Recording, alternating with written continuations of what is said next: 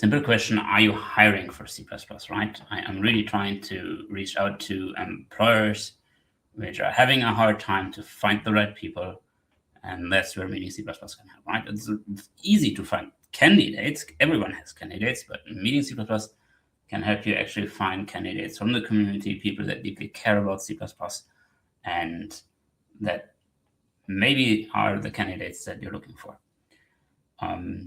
And with that, let's have a look on what Meeting C++ and hiring has to do. But first, quickly, let me plug the conference. In November, we're going to be again live from Berlin for 3 days with C++, 26th to 28th November. First event, Christmas markets, Meeting C++. It's the perfect opportunity in C++ 26 on the 26th with Meeting C++ 2026. Maybe you want to be there, check out the website. But today, I want to talk about Meeting C++ recruiting, and especially the job fairs coming up. So this is really one of the things I've talked about. On May 19th and 20th, I plan to organize a job fair, and that will only happen if I find employers which are hiring right now and which have time for this. And so we'll see if that happens. But anyways, if you know someone who has open positions, if your employer has open positions, this would be a unique opportunity to attend for your employer or for your company if you're hiring.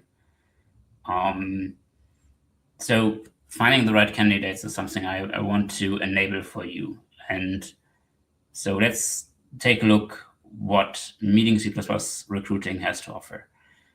Since last year, I started a newsletter where you can just automatically post your positions, and you can actually do that for free. You can also, support me with going for one of the paid options.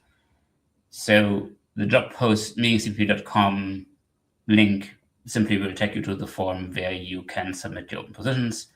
The newsletter has almost 2,300 subscribers now, and will be sent like every 2 weeks. Okay. And so if you have open positions, that's what I'm looking for. That's what people share with that. And if you have any questions about that, then just simply, reach out to me. And when you submit your position over the form on my website, you also can give me basically some more information about that position. And then I also can share it on my website, and then I can share it with my network on Meeting C++ across the social media, etc. So that helps you to find a lot more candidates, but it doesn't help you already find the right candidates. That's more what the job fair is for, which I get into for a moment. Quick overview is of course, to fill the newsletter, I also have to find jobs, and for that, I also look on LinkedIn, like most people do. And one thing I noticed this year is right now, today, actually, when you look at the same, or when I search for the same position, maybe the results are different for you, but today it's 390. Last week when I worked on those slides, it was 382. That is a bit lower than last year. Last year we had 490, and also some numbers up in the 600 range. So it seems to be that the current interest in hiring people, I think it's there, but also I think that due to the current things going on in the world, a lot of people might postpone their decisions when to fill their positions. So I expect more hiring in the second half of the year because of that. And right now, people seem to be more cautious with hiring this year. And that's the job newsletter. That's the URL. The next version will be next week, and next week is already May. And that brings me to the online user group I have, which I use to host the online job fair.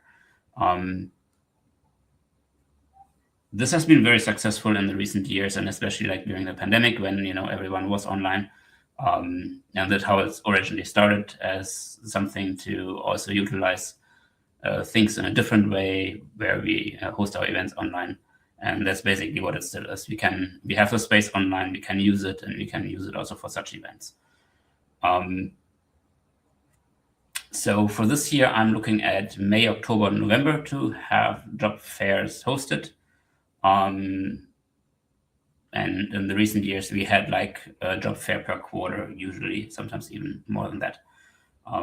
So if those dates don't fit you and you still would like to take place, or if you like having a more specialized position, you're having trouble filling, you can talk to me and I can, come up with something which is similar but different for you, more fitting potentially. The whole job fair concept is that you have candidates who join the tables of employers, and then you basically have a conversation about C++, and on the first day it's in the afternoon, and the second day it's in the evening. For 3 hours, there is always active a CV sharing form, so sponsors of that event, who attend as sponsors the job fair, will receive will be able to look at the candidates of the CV sharing form, which is already online, and people submit to it all over the time. Also, the jobs newsletter points to that too. So the jobs newsletter also leads to submissions from that. So it's not only the job fair anymore, which is sharing traffic to this form. So the CV sharing form is what powers also the job fair and gives you more candidates to look at, but you'll have like 2 hours or 3 hours at the job fair to talk to real candidates and have a feel for them in a very relaxed setting. And this has often been very successful for companies. If you're sponsoring, you get 50 credits, so you can, in my system, look at 50 candidates, which probably should be enough for you, right, to just basically have a feeling if you can fill your positions with that. And that is how the form looks like. It allows candidates to share their CV/resume with Meeting C++, and then is shared with the sponsors and optional, the 2-month listing by people from the job fair. And it creates a light profile, and that's something which we will look at now. So we get to know the C++ skills which those candidates have, which areas of work they have been involved with, and years of experience. And all the candidates in my current listing and the candidate listing are actually also online. Candidates can choose to be visible for 6 months in this listing. And right now that's 46 candidates from 23 countries. And that's just an overview of like the last candidates. It's probably already different. I guess there's already some submissions coming. And this is basically from the candidate listing now. The top skills and the top 5 on the candidate listing are C++11, Linux, C++20, CMake, and C++11 right now, followed by 14 modern C++ and object orientation. That is basically the block of skills which almost everyone has. Then comes kind of a block of specialties which some people have, and then we have more the specializations which some people have. And you kind of see that Conan VC packages there, Boost is there, Qt is there, etc. And basically this is just to give you as a recruiter an overview of what people are having experience with. And similarly, we kind of also want to get a feel for what fields and backgrounds people have worked in and what they've done.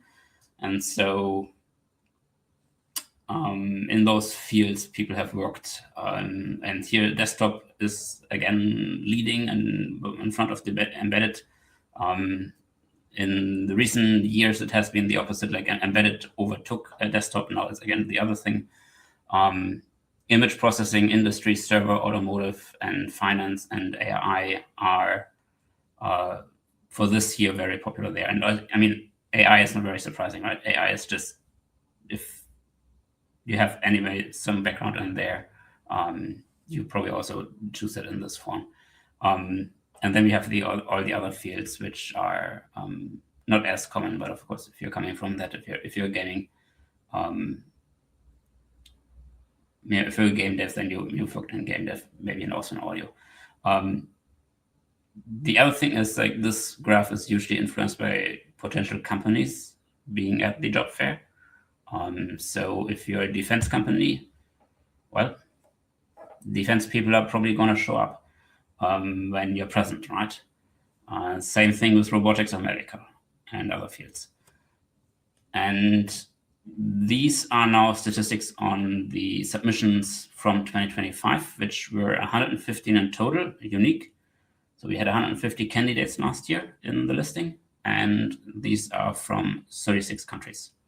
And leading country is India, then comes Germany, United States, Brazil, Netherlands, Portugal, Iran, and then just it's very international. And also we have now the country which is basically the default is none and not Afghanistan anymore, because otherwise we would have too many people choosing that they're not choosing a country and suddenly they're from Afghanistan.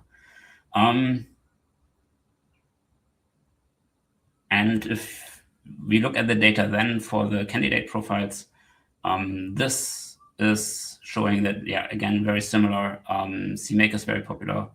C++ 17, Linux, that's the top three, with Linux and C++ 17 being the top two, and then comes C++ 11, 14, object orientation, modern C++. So C++ 20 is not yet in the top here, but I think that probably this year we will see this. Fields of work is very similar, like what we see, just a bit more, with 150, with 115 candidates, this gets a bit more of a slope. And again, there's a lot of people that worked in embedded and desktop. The other big thing last year was automotive, with a lot of people from automotive looking for new positions. So that's clearly visible here, and also finance. From what I see is roughly that we have around 25% usually from finance with that background. And a few years ago, I thought that's nice data to have, but let's also, I have a community survey, and if we could have the data to compare from the community survey, that'd be nice. So that's what I did. And now we have over 1,000 answers in that question, and those two questions, those skills and the background where you worked. And have in mind that is a different data set and tooling, and contexts differ. So people choose a bit different here, and in some points I think it's a bit visible. So these are the skills which the community chooses mostly here. So these are basically how these skills are distributed in our main community.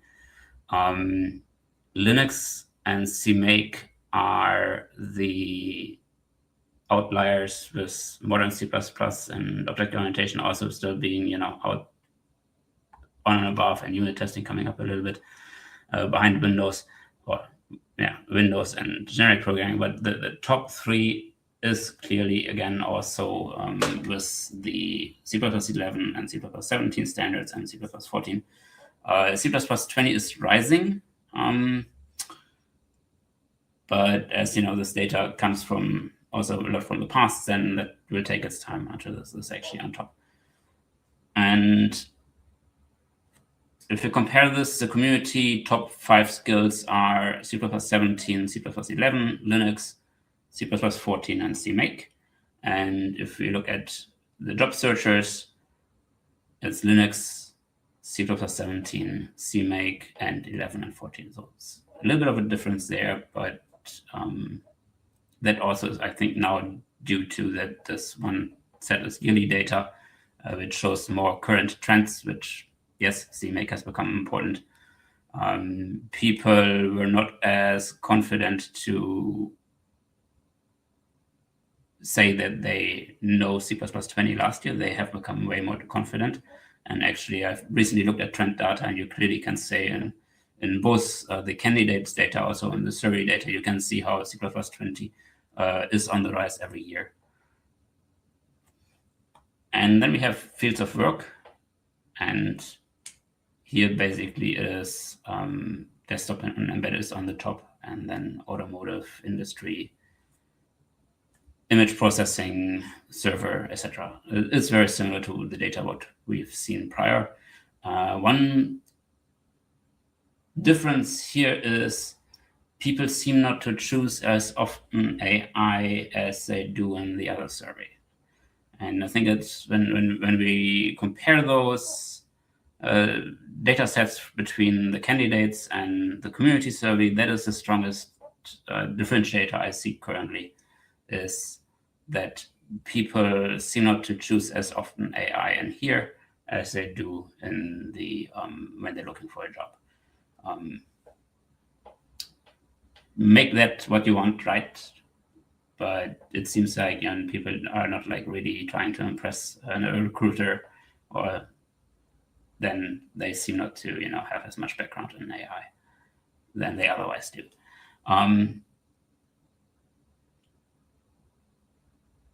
And when we compare this, then in the community service, it's embedded desktop, same as in the submissions from last year. Then industry, server, image processing, and automotive were like on the first place in the community survey, and automotive, industry, and finance and image processing are on the top of the submissions. Years of submissions from not years of submissions, years of experience from last year. That graph also mostly is like looking very similar. We do have a lot of people which are just starting out, which are like having below 5 years experience, and then we have a lot of people looking at basically being in the middle in this graph.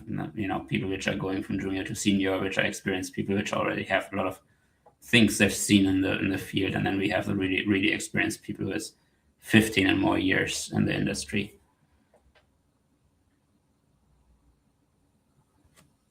And all this comes from this form, which at least the candidate data, which people use to share their CV with, which is then also given to the sponsors and to the folks looking for C++ developers through Meeting C++.